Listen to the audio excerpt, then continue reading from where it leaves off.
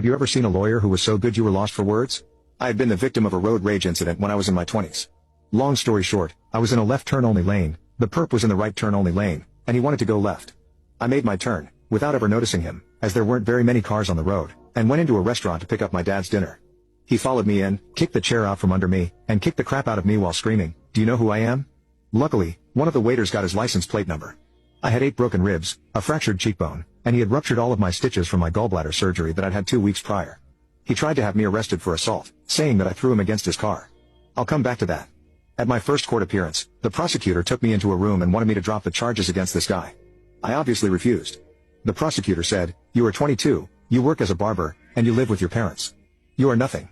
Jamie, the perp, is a pillar of the community, and is the child psychologist for the county, so I'd think real hard over this." I couldn't believe it. He was talking to me as if I wasn't the victim here.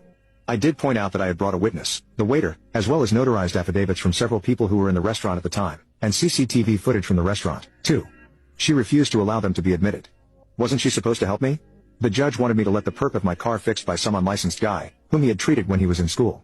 He broke a window and keyed the door. I agreed to an estimate, but I was going to get my own estimate as well. My sister used to work as a legal secretary, and she took me to one of her old bosses. We went over all of the evidence, and he agreed to come with me for the second court date.